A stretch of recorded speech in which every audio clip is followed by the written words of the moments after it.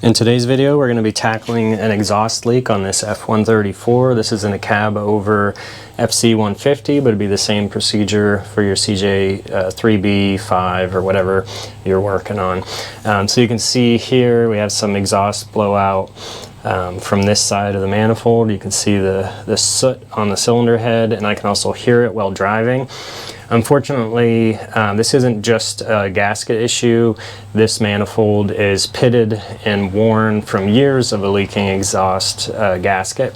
So over time, the exhaust fumes blowing out here actually causes pitting between the condensation and just the gases escaping to the point where this manifold is no longer flat.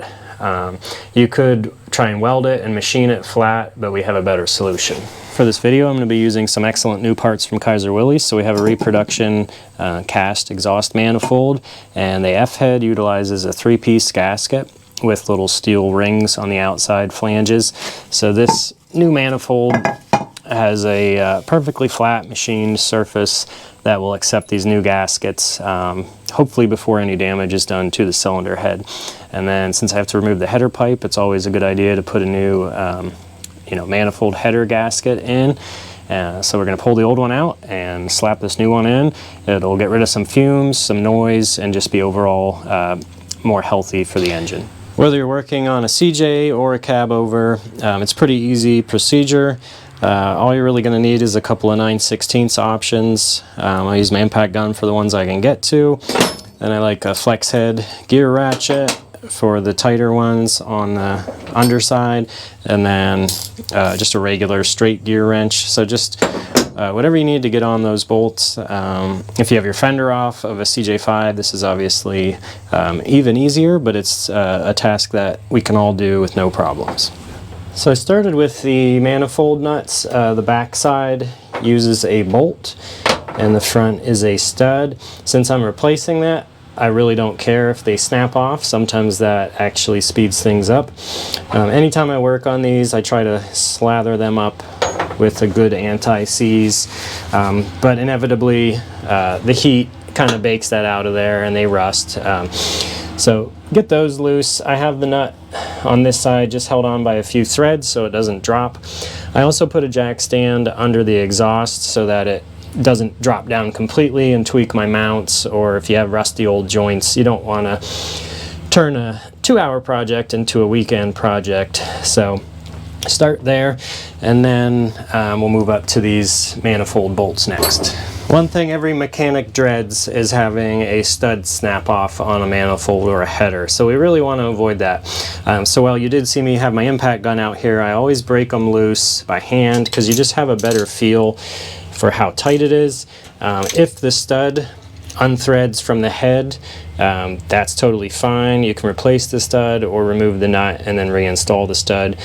That's one of the best case scenarios because then you know you don't have anything broken off. And historically for me, this one always breaks. And on the FC, the back manifold bolt is actually really easy to get to, so it's not a huge deal. But on a CJ, you have the firewall right here, so really take your time. I've had this engine apart and installed new gaskets recently, so I was pretty confident they would all come out just fine, but you never know. So far it all feels really good. There are two down here as well. That one's a little long for my shallow socket, but so far they're all coming out just peachy. So I'll get these removed and we'll go from there. Once you get them to this point, then it would be totally okay to switch to my impact, but always start them by hand, just switching over to a deep weld to get these longer stud nuts off. The original nuts should be brass, and I like to reuse them anytime I do this. All the bolts are out, so I'm going to remove the nut on the header pipe. Notice that's one of the brass nuts. Save that one, and it just has to drop down enough to be able to wiggle out, and then it should just pop right off. I'm not worried about ripping the gasket or anything. We're putting all new gaskets in. So you have to take it off straight because it's a bit of a snug fit, and remove it just like that.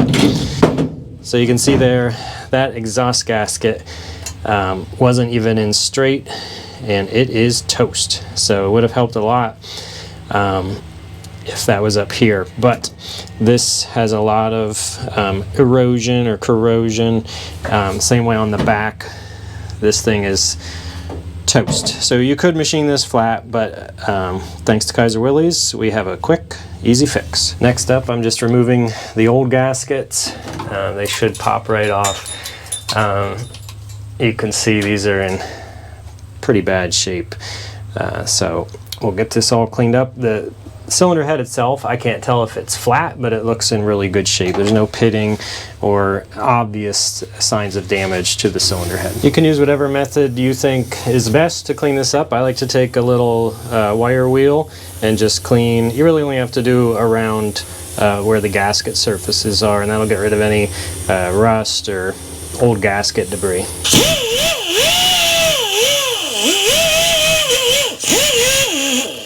It's also a good time you can clean up the threads on your studs if they have old anti-seize or any rust on them. Once it's all installed, you can place your gasket over the studs. I like to spray a little copper spray gasket on the cylinder head side, and that gives it a little stickiness and helps it stay in place. That's especially important for the small side that goes on the cylinder head, so you gotta let it tack up a little bit, and then ideally that would hold the steel ring in place as well, so that goes inside the cylinder head just like that. And that was part of our problem before. You can see it's moving, so I'm gonna let that set up a little more. You can also put a little dab of silicone or grease or anti-seize, whatever it takes to get that to sit and stick onto the cylinder head.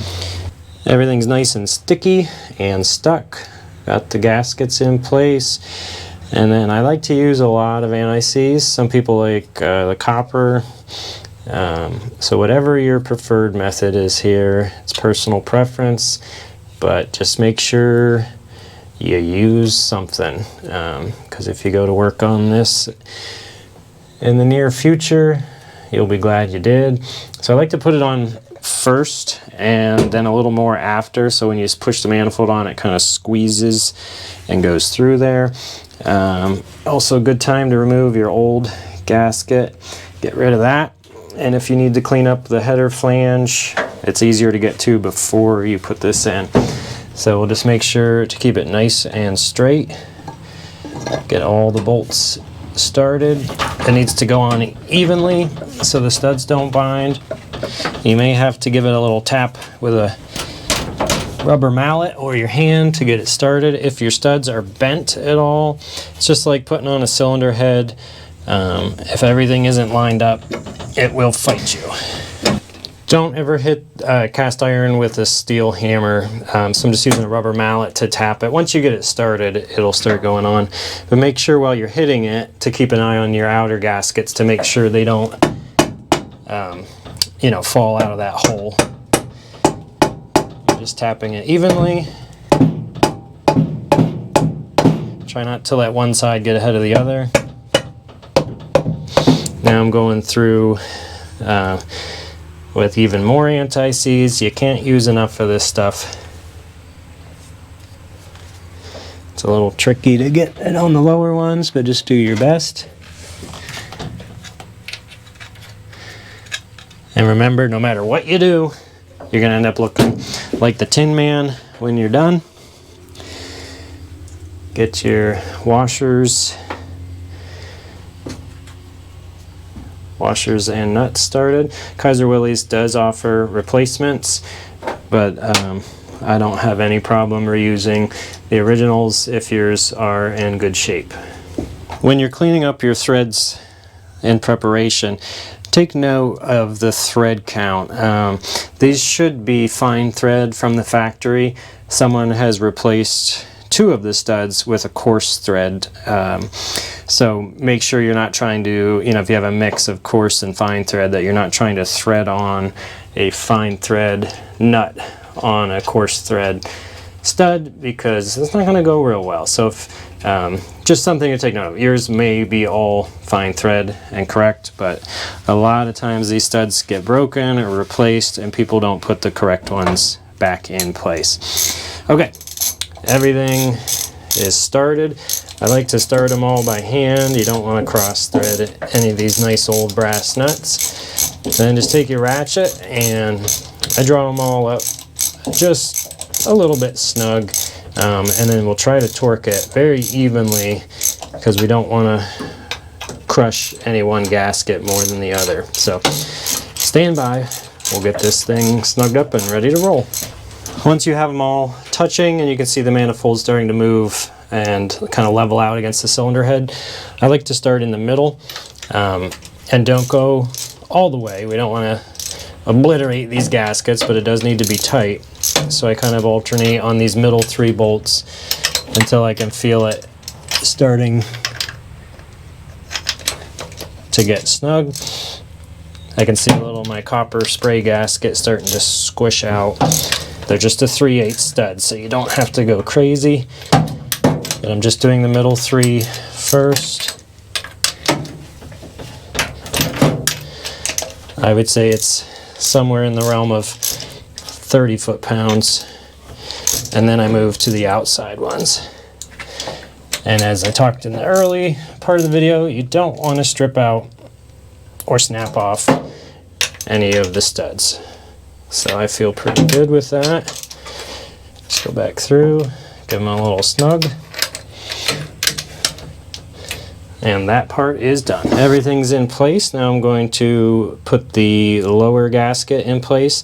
The header pipe has a ring around it that will hold the gasket right where it needs to be. You just have to get the bolt started. So just push down on the header just enough to get it past that stud. Once it's up in place, you can use a hand to kind of hold it there, then a little anti-seize on the stud, washer, and then a nut. The new manifold comes with the stud installed and 1 fine thread nut. So I'm just making that hand tight, and then I'm going to reuse the bolt on the rear, and that is a fine thread bolt also, which we want to goop it up once again. So before you tighten it up, make sure the gasket is aligned properly, and that bolt should drop right down through there. Then a washer and a nut. Be sure to torque it down evenly by hand, and make sure that that inner flange is going up inside the manifold, so those pieces fit together with the gasket around them. That's what gives it the good tight seal. And don't use an impact gun on this, because you don't want to snap off the stud or crack the manifold. Just snug it up. This job is complete. Everything's sealed up and looking good, and we should have a leak-free, fume-free ride. Got the Jeep all back together and out of the shop. The first time you start it up, you will notice some smoke from the gaskets and from the anti-seize, and this has a black high-temp paint on it.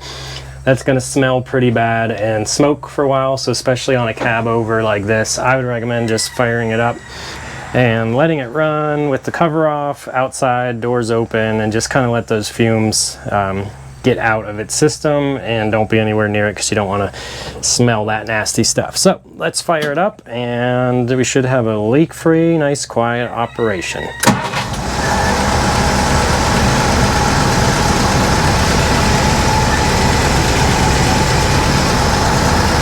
Sounds great. No more exhaust hissing sound, and I was getting actual smoke right out of there.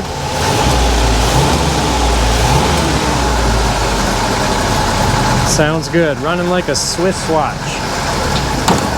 As always, the links to every part I used in this video will be in the description below. Be sure to use code REDEYEGARAGE10 at checkout to save 10%. Thanks for watching. Catch you later.